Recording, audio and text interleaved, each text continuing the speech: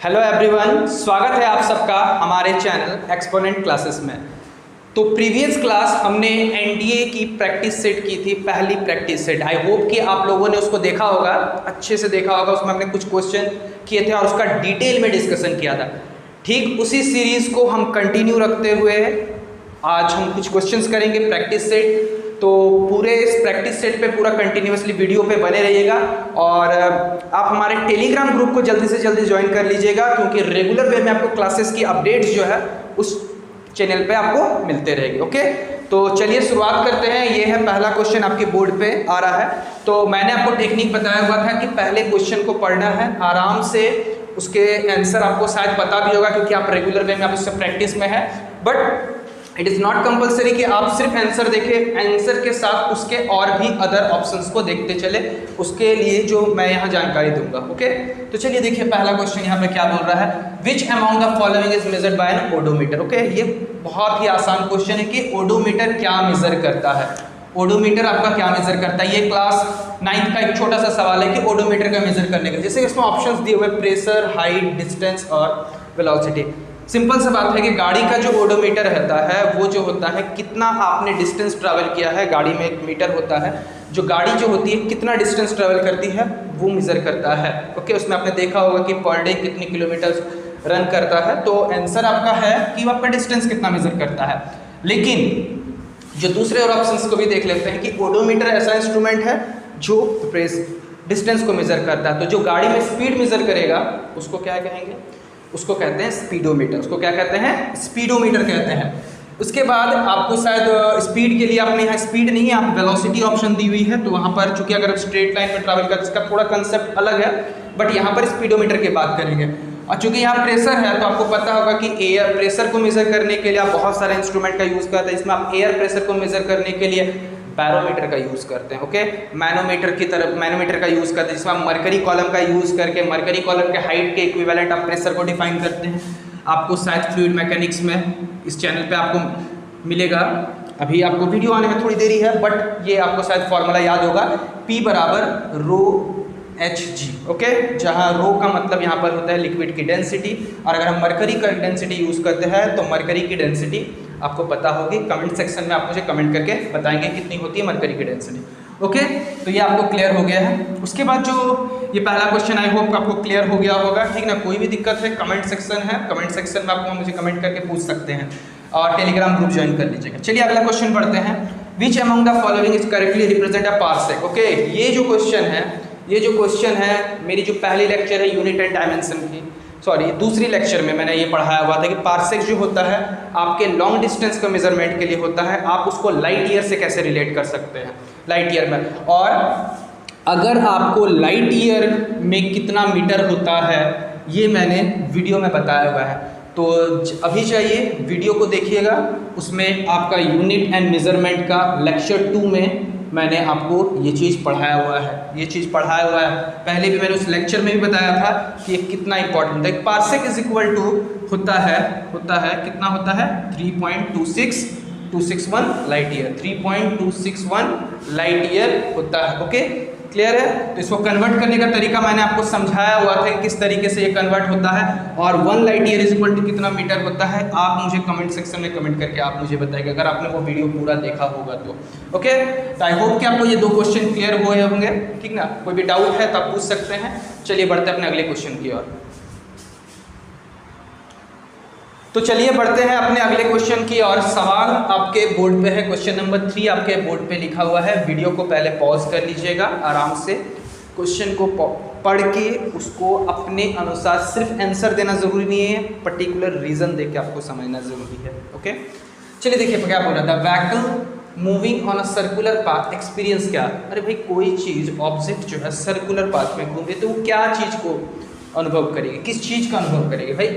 Centripetal है, centrifugal है, gravitational है और नन है। ओके, अगर कोई बॉडी, ठीक ना, ध्यान से समझिए, कोई बॉडी अगर सर्कुलर पाथ में घूमती है, ठीक ना, सर्कुलर पाथ में घूम रही है, ओके, तो सेंटर की तरफ एक फोर्स एक्ट होता है, जिसको हम लोग क्या कहते हैं, जो उसको रेस्पॉन्सिबल होता है। आप शायद इस चीज़ का एक्सप्रेशन आपको याद होगा, mv²/r। शायद आप इसको क्या कहते हैं, शायद आपको पता होगा, इसको कहते हैं सेंट्रीपिटल फोर्स कहते हैं। तो अगर कोई बॉडी सर्कुलर पाथ में घूम रही है तो सेंट्रीपिटल फोर्स उसको घुमाने के लिए रिस्पॉन्सिबल होती है। तो सेंट्रीपिटल फोर्स कोई नई टाइप की कोई फोर्स नहीं होती है बिल्कुल भी, ये किसी एक फोर्स का पार्ट होती है जो इसके लिए रिस्पॉन्सिबल है। अगर आपकी पेंडुलम है तो पेंडुलम में आपको पता होगा कि टेंशन का कोई कंपोनेंट उसे घुमाता होगा। ओके, टेंशन का कंपोनेंट, अगर कोई बॉडी सर्कुलर पाथ में उसको घुमा रही तो फ्रिक्शन रिस्पॉन्सिबल होता है। ओके, ये सब चीज़ें आपकी क्लास 11th के टॉपिक में आप इसको पढ़े होंगे। तो यहाँ पर कह रहा है the body moving on a circular path क्या महसूस करती है। देखिए यहाँ पर दो चीज़ों में ऑप्शन में आपको क्लियर होना चाहिए, एक सेंट्रीपिटल और एक होता है सेंट्रीफ्यूगल। ओके, मैं इस चीज़ को थोड़ा सा क्लियर करना चाहूँगा कि आपको सेंट्रीपिटल तो समझ में आ रहा है कि वो बॉडी सेंट्रीपिटल के फोर्स करेगा, लेकिन जहाँ पर वैकल की बात की जा रही है कि वैकल किस चीज़ को एक्सपीरियंस करेगा, तो आपको शायद पता होगा। मैं एक छोटा सा एग्जांपल आपको दे देता हूँ। जब भी अगर मान लीजिए आप किसी बड़े से व्हील में लगातार राउंड अप घूमते हो तो आपकी टेंडेंसी महसूस करते होंगे, आपकी बॉडी आउटवर्ड स्किड करती है। ऐसा क्यों होता है? जबकि सेंट्रीपिटल फोर्स तो टुवर्ड द सेंटर होता है, सेंट्रीपिटल फोर्स तो टुवर्ड द सेंटर होता है। क्यों होता है? इसका एक सिंपल सा रीजन है, क्योंकि आपकी बॉडी सेंट्रीफ्यूगल फोर्स, एक आउटवर्ड शेडो फोर्स को महसूस करती है। ओके, सेंट्रीफ्यूगल फोर्स जो है वो आपको आउटवर्ड महसूस करती है। ओके, तो सेंट्रीफ्यूगल फोर्स जो है एक शेडो फोर्स होता है। सेंट्रीफ्यूगल फोर्स जो होता है एक टाइप का शेडो फोर्स होता है जो सेंट्रीपिटल फोर्स को बैलेंस करने के लिए नॉन इनर्शियल फ्रेम में आता है। जब आप वैकल के लिए आप नॉन इनर्शियल फ्रेम में आ जाते हैं तो वैकल क्या करेगा, क्या महसूस करेगा? सेंट्रीफ्यूगल फोर्स महसूस करेगा। इसलिए जो क्वेश्चन आपका है, ध्यान से बारीकी समझिए, वैकल मूविंग ऑन अ सर्कल, वैकल में रहने वाला इंसान क्या महसूस करता है? तो आपका राइट ऑप्शन सेंट्रीपिटल नहीं सेंट्रीफ्यूगल बनता है। ओके, बहुत सारे बच्चे इस चीज़ को ध्यान से रखेंगे कि सेंट्रीपिटल नहीं होगा, यहाँ पर वो सेंट्रीफ्यूगल होगा, क्योंकि सेंट्रीपिटल जो होगा वो इनर्शियल फ्रेम के लिए करेक्ट होता है, बट नॉन इनर्शियल फ्रेम या वैकल की बातें की जा रही है, इसलिए जो राइट ऑप्शन है वो आपका सेंट्रीफ्यूगल फोर्स है। ओके, अब रह गई ग्रेविटेशन फोर्स की बात। तो ग्रेविटेशन फोर्स तो आप जानते हैं कि दो मासेस के बीच में जब कोई सेपरेशन पे उसे हम प्लेस कर देते हैं तो सम सेपरेशन पे, तो वो एक ग्रेविटेशनल फोर्स जनरेट करती है। और ये एक यूनिवर्सल फोर्स है जिसकी वैल्यू जो होती है F = G m1 m2/r²। मेरे साथ रिपीट करेंगे, F = G m1 m2/r²। Okay, तो ये ऑप्शन हो नहीं सकता है, ये ऑप्शन मैंने आपको क्लियर कर दिया है, और नन तो यहाँ है नहीं, तो राइट ऑप्शन क्या होने वाला है? क्लियर है। आई होप कि आपको इसको समझ में आ गया होगा। ओके, चलिए बढ़ते हैं अपने चौथे क्वेश्चन की ओर। The electrical fuse is used to interrupt excessive what. एक आपके हाउस होल्ड सर्किटिंग में आप इलेक्ट्रिकल फ्यूज का यूज़ करते होंगे, तो इलेक्ट्रिकल फ्यूज का यूज़ करने के किस पर्पस से यूज़ करते हैं, किस चीज़ का इंटरप्शन को रोकने के लिए करते हैं? ऐसा क्या हो जाता है? ऑप्शंस हैं, वोल्टेज है, करंट है, एक्सेसिव क्या? Excessive voltage, excessive current, excessive resistance, excessive inductance. देखिए यहाँ होता क्या है कि फ्यूज़ का काम क्या होता है कि जब आपके घर में ओवरलोडिंग हो जाती है या शॉर्ट सर्किटिंग होती है तो पोटेंशियल डिफरेंस तो 220 का ही रहता है, but potential difference short circuiting करे, वो डिफरेंस जो होता है शॉर्ट सर्किटिंग जैसे ही होता है, पोटेंशियल डिफरेंस नाम की कोई चीज़ नहीं रहती है, जिससे क्या होता है आपका एक्सेसिव करंट फ्लो करता है। शायद आपको पता होगा, एक्सेसिव करंट मतलब ज़्यादा करंट फ्लो करने के कारण आपके फ्यूज में जो होता है ज़्यादा अमाउंट ऑफ हीट जनरेट होता है। क्या जनरेट होता है? हीट जनरेट होता है। और ये आपका जो फ्यूज है वो किस प्रिंसिपल पे बेस है? रेसिस्टेंस के हीटिंग इफेक्ट पे बेस काम करता है। तो हीटिंग इफेक्ट के कारण वो फ्यूज आपका मेल्ट कर जाता है, सर्किट आपका ब्रेक करता है। आपको शायद पता होगा फ्यूज के बदले में एक और ऑप्शनल हम लोग आजकल यूज़ करते हैं MCB, जो मिनिएचर सर्किट ब्रेकर होता है। ओके, तो यहाँ पर जो आपका राइट ऑप्शन है वो ऑप्शन नंबर बी है, और वो है करंट। आई होप कि आपको ये दो क्वेश्चन क्लियर हुए होंगे। इसका आप एक स्क्रीनशॉट ले लीजिएगा, ऑप्शंस को ध्यान से रखिएगा, सिर्फ ऑप्शन जरूरी नहीं है, रीजन भी जरूरी है। ओके, चलिए हम अपने अगले क्वेश्चन की ओर बढ़ते हैं। तो चलिए बढ़ते हैं अपने क्वेश्चन नंबर 5 की ओर। ओके, तो क्वेश्चन नंबर 5 क्या बोल रहा है? वीडियो को एक बार पॉज कर लीजिए आराम से और क्वेश्चन को पढ़िए, आंसर कीजिए। ओके, और फिर अगर समझ में ना आए तो एक्सप्लेनेशन आप देख सकते हैं। ओके, देखिए क्या बोल रहा है, person is standing in the front of a wall and makes a sound. Okay, what should be the normal minimum distance between the person and the wall so that the person hear echo? Okay, 6, 30, 20, 17 metre. Okay, आपसे question को मैं एकदम clear कर दे रहा हूँ, बहुत ही अच्छा question पूछा गया भाई। एक पर्सन है, सपोज कर लेते हैं आप ही है, ठीक ना, और ये एक वॉल है, ठीक ना, ये एक वॉल है। ओके, अब इस वॉल के सामने वो खड़ा होकर साउंड प्रोड्यूस कर रहा है, कुछ बोल रहा है, ठीक ना, चिल्ला रहा है, और रूम मान लीजिए यहाँ तो कोई ऐसा नहीं बोलेगा, रूम है, ठीक है, ओपन है, तो ये साउंड यहाँ से जनरेट करेगा और ये फिर साउंड इससे रिफ्लेक्शन होगा साउंड का और टकरा के वापस आएगी। और यहाँ पर कैसा बोलना चाह रहा हूँ, what should be the normal minimum distance बोला गया। नॉर्मल मिनिमम डिस्टेंस मतलब नॉर्मल मतलब सीधा की बात की गई आपसे। आप और भी तरह के डेविएशन है यहाँ पर, और भी तरह के डेविएशन है, बट उन डेविएशनों की बात यहाँ बिल्कुल भी नहीं की जा रही है। तो कितना होना चाहिए, तो इको प्रोड्यूस करने के लिए, तो शायद आपको पता होगा कि ह्यूमन ईयर की जो परसिस्टेंस ऑफ साउंड की टाइमिंग होती है, परसिस्टेंट ऑफ साउंड की जो टाइमिंग होती है वो आपको शायद पता होगा 1/10 सेकेंड होती है। 1/10 सेकेंड होती है परसिस्टेंस ऑफ साउंड होते हैं। ओके, तो आपसे मिनिमम डिस्टेंस पूछा गया है, तो चलिए इन दोनों के बीच में हम डिस्टेंस को x मान लेते हैं, ठीक है, तो जाने में x और आने में x हो जाएगा। ओके, आप जो है साउंड की स्पीड जनरली कितना लेके चलते हैं, आप इसमें कुछ भी एक मिनिमम वैल्यू ले सकते हैं, बट चूंकि यहाँ पर एक वैल्यू आपको जानना जरूरी है कि जो स्पीड ऑफ साउंड होता है एयर में, ठीक ना, स्पीड ऑफ साउंड जो होता है वो जनरली आप कितना लेके चलते हैं, 340 मीटर पर सेकेंड। ओके, तो आपसे डिस्टेंस पूछा है, बस सिंपल से कैलकुलेशन है भाई। देखिए यहाँ पर अगर आपको मैं बोलता हूँ डिस्टेंस इज इक्वल टू क्या हो जाएगा, स्पीड इनटू टाइम हो जाएगा। Distance is equal to speed into time. आप साउंड एक बार गया और आया, इस बीच में जो डिस्टेंस कवर हुआ है वो आपका 2x, स्पीड जो है वो 340 और distance is equal to speed into time, और टाइम जो है आपका 10 सेकेंड। ओके, तो देखिए ये 0 कैंसिल हो गया, तो x इज इक्वल टू आपका 17 meter. x is equal to कितना आ गया है आपका 17 मीटर। ओके, क्लियर है? आई होप कि आपको ये समझ में, यानी जो आपका ऑप्शन है, option number D is the right option. Clear है कि आपकी जो मिनिमम डिस्टेंस इको प्रोड्यूस करने के लिए, हालांकि ये थोड़ा सा डेविएट कर सकता है, क्योंकि अगर आप यहाँ वैल्यू चेंज कीजिएगा तो इको के लिए जो मिनिमम डिस्टेंस है उसमें भी वेरिएशन आएगा, बट मेथड जो होने वाला है वो पहले की तरह ही सेम होने वाला है। अगर मज़ा आ रहा है आपको वीडियो में तो कमेंट सेक्शन में आप मुझे बताएं कि आपको कैसा लग रहा है वीडियो। और टेलीग्राम ग्रुप, अगर आप वीडियो देख रहे हैं और एनडीए की तैयारी कर रहे हैं तो जल्दी से जल्दी टेलीग्राम ग्रुप ज्वाइन करिए, ताकि रेगुलर वे में आपको अपडेट्स मिलते रहे। ओके, चलिए अब बढ़ते हैं अपने अगले क्वेश्चन के। मैं इसको मिटा देता हूँ, तब आपके लिए क्लियर हो जाएगा कि क्या होने वाला है। ओके, देखिए अगला जो क्वेश्चन है बहुत ही सिंपल सा क्वेश्चन है। ये जो क्वेश्चन है, Fermi is the unit of which one of the following. Fermi किसका यूनिट है, मास का है कि लेंथ का है कि वेलोसिटी का है कि क्या है, फ्रीक्वेंसी का। ओके, चलिए आपने अगर मेरा पहला वीडियो देखा हुआ है, मैं फिर से बोल रहा हूँ कि चैनल पे प्लेलिस्ट बना हुआ है यूनिट एंड मेजरमेंट का, जाइए उसको देखिए। बेसिक चीज़ें हैं एनडीए की, ओके, बेसिक चीज़ें हैं, जाके उनको कवर कीजिए।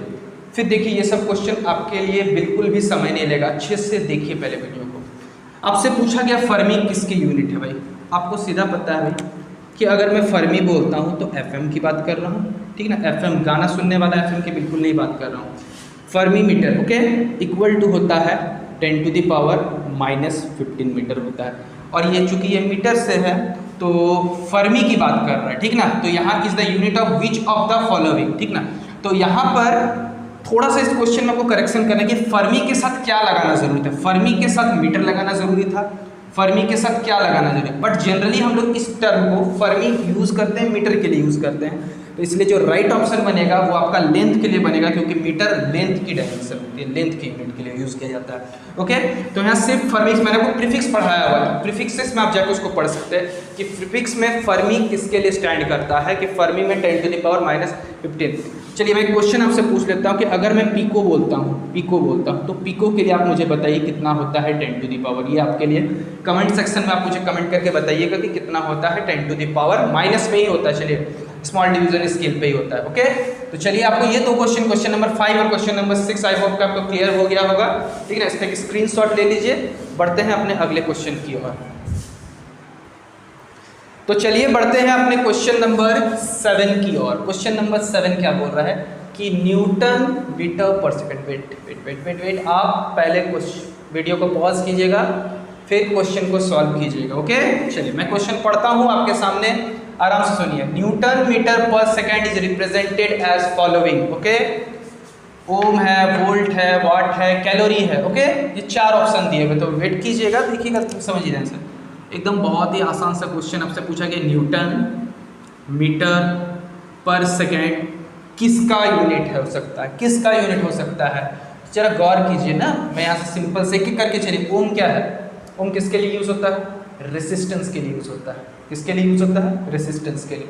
वोल्ट किसके लिए है? पोटेंशियल डिफरेंस के लिए है। वाट किसके लिए है? पावर के लिए। कैलोरी किसके लिए है? कैलोरी किसके लिए? कमेंट सेक्शन में कमेंट करके बताइएगा मुझे, कैलोरी किसके लिए है, ठीक ना। चलिए देखिए, मैं इसका option Newton metre per second किसका, तो न्यूटन मीटर जो है फोर्स, न्यूटन किसके लिए है? फोर्स के लिए। मीटर किसके लिए है? डिस्प्लेसमेंट के लिए। Force into displacement, force into displacement किसका होता है? वर्क होता है बाई सेकेंड। आप वर्क बोलिए या एनर्जी बोलिए, एनर्जी कंज्यूम बोलिए, कंज्यूम बोलिए। ओके, एनर्जी पर सेकेंड, एनर्जी कंज्यूम पर सेकेंड इज कॉल्ड क्या? इज कॉल्ड क्या बनता है आपका? पावर बनता है। और पावर के लिए जो आप यूज करते हैं वो होता है वाट। वो क्या होता है? वाट। तो आई थिंक आपको ऑप्शन समझ में आ गया होगा, ऑप्शन सी। ओके, वाट क्लियर है? हाँ। अब आपसे मैंने क्वेश्चन पूछा है कैलोरी किसकी होती है, तो कैलोरी मैं आपको बता देता हूँ, वो एनर्जी के लिए होती है। तो कमेंट सेक्शन में कमेंट करके मुझे बताइए कि 1 कैलोरी में कितना जूल होता है। 1 कैलोरी में कितना जूल होता है। एनडी की तैयारी कर रहे हैं आप लोग को इन सब चीज़ों का नॉलेज बहुत अच्छे से होना चाहिए। और ये भी मैंने वीडियो में बताया हुआ है, ये भी मैंने वीडियो में बताया हुआ है, जाके इसको पहले देखिए। ओके, तो समझिए यहाँ पर कि ये क्या है, ठीक। तो आई होप कि आपको क्लियर हो गया। चलिए देखिए, अगला जो मैं इसको सबको थोड़ा सा बता देता हूँ कि वोल्ट और इसके लिए क्या होना चाहिए। आप भी बता दीजिए वोल्ट का क्या होना चाहिए, वोल्ट के लिए क्या यूनिट यूज़ कीजिएगा। वोल्ट के लिए तो ऐसे तो वोल्ट ही यूज़ किया जाता है, लेकिन बट थोड़ा सा देखिए यहाँ से, मैं इसको मिटा देता हूँ ताकि आपको और क्लियर हो सके। ओके, देखिए यहाँ से कि अगर मैं वोल्ट का पूछता हूँ, देखिए volt is equal to potential difference है। Potential difference is equal to होता है वर्क डन बाई चार्ज, यानी जूल पर कूलम होना चाहिए। जूल पर कूलम, वर्क का होता है आपका जूल और चार्ज का क्या होता है? कूलम, यानी जूल पर कूलम होना चाहिए। तो ये वोल्ट के लिए हो गया। ओके, चलिए अब अगर मैं ओम देखना चाहता, ओम मतलब किसके लिए यूज़ होता है? किसके लिए यूज़ होता है? रेसिस्टेंस के लिए होता है। कैसे निकालेंगे भाई? ओम्स लॉ आप जानते हैं, V is equal to I R, तो R is equal to V by है, यानी वोल्ट पर एम्पियर हो गया, वोल्ट पर एम्पियर हो जाएगा इसका। क्लियर है? ये सब चीज़ें आपको डायरेक्टली पता होनी चाहिए। ओके, डायरेक्टली पता होनी चाहिए ताकि क्वेश्चन देखते ही आपके दिमाग में आंसर क्लिक करना चाहिए। ओके, आंसर क्लिक करना चाहिए। वीडियो अच्छा लग रहा हो तो कमेंट सेक्शन में बताइए कि आपको कैसा लग रहा है वीडियो। ओके, और टेलीग्राम ग्रुप, मैं बार बार बोल रहा हूँ, टेलीग्राम ग्रुप में जुड़ जाइए। जो भी आपकी क्वेरी होगी आप वहाँ अपनी क्वेरी वहाँ पूछ सकते हैं, आप वहाँ अपने डाउट डाल सकते हैं। We are always with you. Okay, चलिए बढ़ते हैं अपने अगले क्वेश्चन की ओर। अगला क्वेश्चन बहुत ही अच्छा क्वेश्चन है, आपकी प्रैक्टिस के लिए एक बहुत ही अच्छा क्वेश्चन है। क्वेश्चन क्या बोलना चाह रहा है कि विग्योर are the rainbow colour in which of the following, ठीक ना। विग्योर आपने सब कुछ सुना, इंद्रधनुष में कहते हैं 7 कलर होते हैं, विग्योर में 7 टाइप के कलर के होते हैं ना। तो वो किस में आते हैं, किस रेंज में आते हैं? इलेक्ट्रोमैग्नेटिक वेव्स के किस रेंज में आते हैं?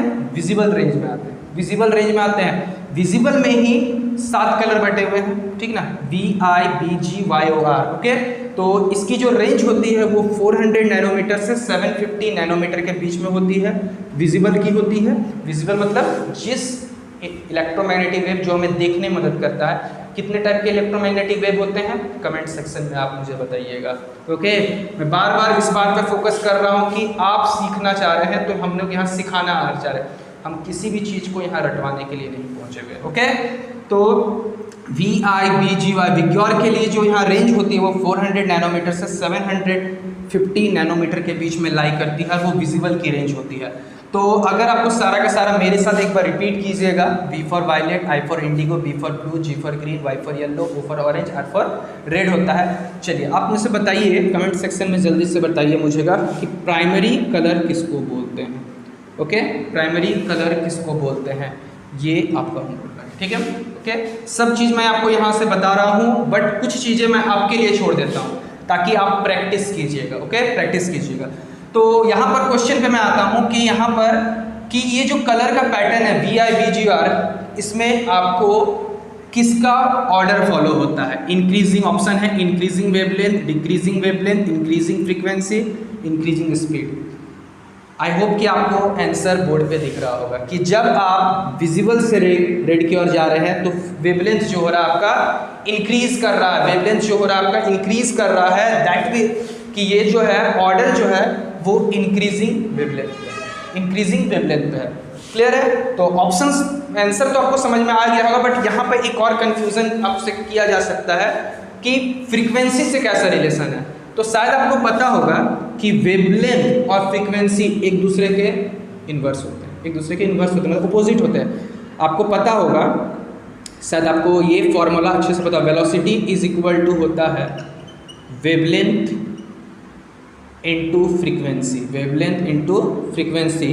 यानी अगर लैम्डा फ्रीक्वेंसी को f से डिनोट कर रहे हैं इतना, अगर वेलोसिटी लाइट की स्पीड को कांस्टेंट रख के चल रहे हैं तो lambda inversely proportional to frequency, यानी जिसका फ्रीक्वेंसी ज़्यादा होगा उसका लैम्डा कम होगा, जिसकी फ्रीक्वेंसी कम होगी उसका लैम्डा ज़्यादा होगा, यानी अपोजिट रिलेशन है। अगर इस चीज़ को हम यहाँ ध्यान में रखते हुए कंटिन्यू करते हैं तो अगर यही ऑर्डर, अगर ये आपसे वेवलेंथ के लिए कम है इसकी वेवलेंथ, तो इसकी मतलब इसकी फ्रीक्वेंसी ज़्यादा होगी, और अगर ये रेड की वेवलेंथ ज़्यादा है तो इसका मतलब उसका रेड की वेवलेंथ ज़्यादा है तो फ्रीक्वेंसी उसकी कम हो जाएगी। तो यहाँ से यहाँ जो आंसर होना चाहिए फ्रीक्वेंसी के टर्म में आपका क्या होता है, ये ज़्यादा फ्रीक्वेंसी वाला होता है, ये कम फ्रीक्वेंसी वाला होता है। तो ऑर्डर आपको समझ में आ गया होता है कि किस रूल के अनुसार है, कुछ भी यहाँ रटना नहीं है। चलिए आप इसमें से मुझे एक कमेंट सेक्शन बताइए कि इन यहाँ से VIBGR में किस रे की सबसे ज़्यादा एनर्जी होगी, सबसे ज़्यादा एनर्जी होगी, ये आप मुझे बताइएगा। मैं थोड़ा सा हिंट्स आपको कर देता हूँ कि आप फोटोन के एनर्जी वाले पे जाइएगा, फोटोन के एनर्जी कंजर्वेशन पे जाइएगा। ओके, तो चलिए क्लियर है आपको ये दो क्वेश्चन, क्वेश्चन नंबर 7 और क्वेश्चन नंबर 8 आपको क्लियर होगा। कोई डाउट है कमेंट सेक्शन में कमेंट करके आप मुझसे पूछ सकते हैं। तो अगला बढ़ते हैं क्वेश्चन की ओर। तो चलिए बढ़ते हैं अपने क्वेश्चन नंबर 9 की ओर, क्वेश्चन नंबर 9 की ओर। वीडियो को पॉज कीजिए, वीडियो को पॉज कीजिए, इसके बाद सॉल्व कीजिए, उसके बाद कमेंट सेक्शन में आप मुझे कमेंट करके बताइए इसका आंसर क्या होने वाला। ओके, ये क्वेश्चन नंबर 9 जो है बहुत ही अच्छा क्वेश्चन है आपका कंसेप्ट और आपके लेवल को चेक करने के लिए। ओके, क्वेश्चन क्या बोल रहा है कि in which of the following situation the force applied by the weight of a person become zero in lift. बोल रहा है इन चारों सिचुएशन में से किस सिचुएशन में कि the force applied by the weight of a person, एक आदमी का जो वेट है, ठीक ना, जो एक आदमी का वेट जो खुद डाउनवर्ड जो नीचे की ओर लगता है, उसको एक लिफ्ट के अंदर कब जीरो महसूस होगा। ऑप्शंस मैं आपको पढ़ के बता देता हूँ। The lift move up with an acceleration of 9.8 metre per second square, lift moves down with an acceleration of 9.8 metre per second square, lift move up with a speed of 9.8 metre per second, and fourth option है lift moves down with an speed of 9.8 metre per second. ये आपके speed की है। Okay, ये दो option नीचे के आपके स्पीड के लिए, दो ऑप्शन आपका एक्सेलरेशन के लिए है। तो देखिएगा इसको कैसे करके सॉल्व कर रहे हैं, ठीक ना। चलिए ये मान लेते हैं, ये मान लेते हैं ये लिफ्ट है, ठीक है, और लिफ्ट के अंदर आप हैं। ओके, लिफ्ट के अंदर आप हैं और आपका कुछ मास है, उस मास के कारण नीचे की ओर वेट लगेगा जिसको हम लोग mg से डिनोट करते हैं, mg से डिनोट करते हैं। तो आपका जो वेट होगा, धरती आपको एक क्या देगी, नॉर्मल रिएक्शन फोर्स देगी, ठीक है ना, नॉर्मल रिएक्शन फोर्स जिसको हम लोग n से डिनोट करते हैं, but sometime it will be represented by r। Okay, normal reaction को r से रिप्रेजेंट से भी करते हैं। ओके, ये उस समय का केस दिखा रहा है जब मान लीजिए कि लिफ्ट जो है आपकी कांस्टेंट वेलोसिटी के साथ चाहे अप जाए चाहे नीचे जाए, उस सिचुएशन को मान के चल रहा है, क्योंकि सिस्टम अभी एक्सेलरेट नहीं हो रहा है। लेकिन अगर सिस्टम एक्सेलरेट होना शुरू हो गया तब आप में बदलाव हो जाएगा, क्योंकि सिस्टम नॉन इनर्शियल फ्रेम में चला जाएगा। Every accelerating system is a non inertial system. Okay, clear है। तो हम पहले ऑप्शन को समझने की कोशिश करते हैं। Lift move up with an acceleration of 9.8 metre per second, up जा रहा है। ओके, 9.8 है, क्या मैं इसको स्मॉल g से डिनोट कर दूँ तो कोई हर्ज है, यानी अपवर्ड जाने की जो एक्सेलरेशन है वो भी सेम है ग्रेविटी के, ठीक है। चलिए मैं अगर इक्विलिब्रियम पोजीशन पे आके, इसका फ्री बॉडी डायग्राम तो आपको दिख ही रहा है, अगर मैं इसको सॉल्व करता हूँ आपकी पूरी सिस्टम ऊपर जा रही है तो n ओके प्लस क्या आ जाने वाला है आपका n प्लस पूरा सिस्टम ऊपर जा रहा है, सिर्फ आपका वेट नीचे लग रहा है n minus M G is equal to M A okay. But आपकी जो एक्सेलरेशन है वो g के बराबर है तो n माइनस एम जी बराबर एम जी हो जाएगा। तो n बराबर यहाँ से मैं इसको अलग कर देता हूँ, बराबर हो जाने वाला है आपका 2 times of M G, 2 times of M G, यानी आपको अपना वेट डबल महसूस होगा, आपको अपना वेट डबल महसूस होगा। बट क्वेश्चन तो आपको जीरो बोल रहा था, क्वेश्चन आपको जीरो की मांग कर रहा था, इसलिए ये आंसर तो हो ही नहीं सकता ओके। यानी बट यहाँ से एक चीज़ समझ में आ रहा है कि आपको एक और क्वेश्चन बन जाता है कि अगर आपका डबल ऑफ द पूछा जाता है वेट तो आपका क्या केस होगा ओके। चलिए आई होप कि आपको ये समझ में आया होगा। हम इसके दूसरे ऑप्शन को देखने की कोशिश कर, मैं इसको मिटा देता हूँ, देखिए ध्यान से कि अगर मैं ये मान के चलता हूँ, सॉरी फ्री बॉडी डायग्राम भी मैंने मिटा दिया है, चलिए कोई बात नहीं। अगर लिफ्ट नीचे जा रहा होता तो आप क्या लिखते हैं, ध्यान से समझिएगा। लिफ्ट आपका नीचे जा रहा होता तो एम जी नीचे, नॉर्मल रिएक्शन ऊपर ही रहता, लिफ्ट आपका नीचे जा रहा होता एम ए, ठीक ना, एक्सेल पूरे सिस्टम पे फोर्स लगता, तो आप क्या लिखते हैं, क्या लिखते हैं M G minus N is equal to, ठीक ना, M G minus N is equal to M ए।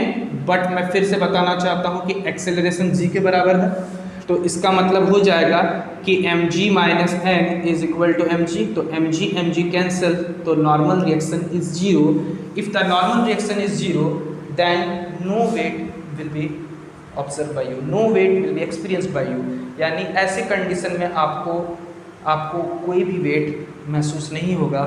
और इस कंडीशन को हम लोग लिखते हैं, क्या लिखते हैं, शायद आपको पता होगा, मैं यहाँ लिख देता हूँ, वेटलेसनेस ओके ओके क्लियर है। ऐसा कंडीशन आप कब देखते होंगे, आप मेले में जाते होंगे, बहुत ज़्यादा तारामाछी या फिर बहुत ज़्यादा जो हाइट पे होता है वहाँ से जब आप पूरा अचानक नीचे आना चालू करता होगा तब ये कंडीशन आपको महसूस होते होगा।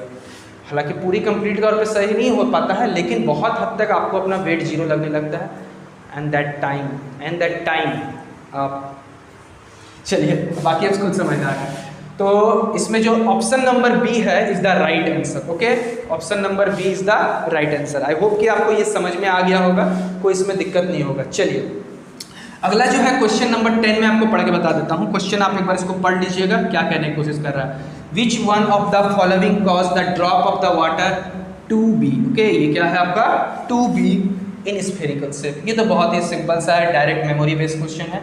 Viscosity, air resistance, surface tension और बता रहा है कि कोई भी वाटर ड्रॉपलेट का उसका स्फेरिकल शेप होने के पीछे के रिस्पॉन्सिबल कौन है। विस्कोसिटी क्या होती है, विस्कोसिटी क्या है भाई, लिक्विड के जब लिक्विड फ्लो कर रही है तो उसके लेयर्स के बीच में जो एक छोटा सा अपोजिंग फोर्स लगता है दैट इज विस्कोसिटी। इसको आप ईटा से रिप्रेजेंट करते थे ओके। इसका ऐसा यूनिट आप मुझे बताइए कितना होता है। एयर रेसिस्टेंस, भाई एयर रेसिस्टेंस तो एक तरह का ड्रैग है, जब एयर रेसिस्टेंस ड्रैग की तरह काम करता है ओके, उसका शेप से कोई लेना देना नहीं है। सरफेस टेंशन ओके, यही है वो सटीक आंसर। सरफेस टेंशन का ही प्रॉपर्टी होता है कि लिक्विड का सरफेस जो होता है वो स्ट्रेच मेम्ब्रेन की तरह बिहेव करता है और अपने एरिया को, सरफेस एनर्जी को मिनिमम करने के लिए वो अपने एरिया को मिनिमाइज करने की कोशिश में अपने आप को स्फेरिकल शेप का कर लेना चाहता है। तो यहाँ पर जो सटीक रीजन है ड्रॉप ऑफ वाटर खुद को स्फेरिकल करने के पीछे का आंसर है surface tension. Temperature is not the factor okay, temperature is not the factor here okay. तो आई होप कि आपको ये 10 क्वेश्चन यहाँ से आपको क्लियर हुए होंगे, तो आप इसको स्क्रीनशॉट ले लीजिए ओके। और तब तक हम बढ़ते हैं अगले क्वेश्चन की ओर। तो चलिए बढ़ते हैं अपने अगले क्वेश्चन की ओर। क्वेश्चन नंबर आपका है 11 और क्वेश्चन नंबर 12 है, ठीक ना। क्वेश्चन नंबर 11 है आपका एक डिस्क्रिप्टिव क्वेश्चन है ओके, और डिस्क्रिप्टिव क्वेश्चन में आपको बताने हैं कि कौन से आंसर आपके करेक्ट हो सकते हैं। It is a multiple choice, मतलब सॉरी बहुत सारे क्वेश्चन आपके एक समय पे आंसर के हो सकते हैं, ठीक है। इस क्वेश्चन के बहुत सारे आंसर एक ही टाइम पे सही होंगे। Consider the following statement about light year, ठीक ना। लाइट ईयर के बारे में कुछ स्टेटमेंट, 3 स्टेटमेंट दिए हुए हैं, वो पढ़ के मैं बताता हूँ। Light year is a unit for measurement of very large distance. Second है light year is a unit for measurement of very large time interval. Light year is a unit for measurement of intensity of light. अरे इस question का उत्तर जो है ना मैंने video के शुरू में ही बताया था, वीडियो के शुरू में ही बताया था ठीक ना। एक क्वेश्चन मैंने किया था पार्सेक वाला, उसमें लाइट ईयर है। तो आप मुझे बताइए कि लाइट ईयर किस चीज़ के लिए यूज़ होगा? क्या कभी टाइम के लिए यूज़ होगा? क्या कभी इंटेंसिटी के यूज़ होगा? ठीक ना। लिमिनस इंटेंसिटी के लिए क्या यूज़ करते थे? कैंडला यूज़ करते थे। वीडियो देखी ही होगा आपने मुझे, ठीक ना। वीडियो आप लोगों ने देखी ही होगी, ठीक ना। वीडियो आप लोगों ने देखी होगी। उस वीडियो में आपने देखा होगा कि मैंने यूनिट्स बताई हुई है, किसकी कितनी यूनिट होती है। लार्ज स्केल पे भी होता है, एस्ट्रोनॉमिकल यूनिट होता है, पार्सेक होता है, लाइट ईयर होता है। ओके, तो यहाँ पर बोला गया कौन सा ऑप्शन करेक्ट है? तो यहाँ पर 1 2 3 तीनों सही हैं? नहीं है बिल्कुल भाई। इसमें ये भी सही नहीं है, ये भी सही नहीं है, तो केवल 1 ही सही है, ओनली 1 सही है। ओके, क्योंकि वो लार्ज डिस्टेंस के लिए आप लाइट ईयर का यूज़ करते हैं। लार्ज डिस्टेंस के लिए आप किसका यूज़ करते हैं? लाइट ईयर का यूज़ करते हैं। ओके, चलिए ये क्वेश्चन आपको क्लियर हो, डायरेक्ट क्वेश्चन था, कोई दिक्कत नहीं है। अगला क्वेश्चन उससे भी आसान है। LED दिमाग में क्लिक कर गया भाई, रोज देखते होंगे, ठीक ना। A semiconductor device is an abbreviation that stands for, क्या होगा? ऑप्शंस है licence for energy detector, light energy device, light emitting diode, lost energy detector. क्या होना चाहिए option C sir, light emitting diode. Okay, क्या होना चाहिए? Light emitting diode. LED जो है सेमीकंडक्टर डिवाइसेस है, जिसमें आपको पता होगा कि PN जंक्शन में आप जब होल्स और इलेक्ट्रॉन का डिफ्यूजन होता है तो उसमें से लाइट के फोटोन के फॉर्म में आपकी रेडिएशन निकलती है, और वहाँ से लाइट इमिटिंग डायोड, यानी ऐसा डायोड जो लाइट इमिट करता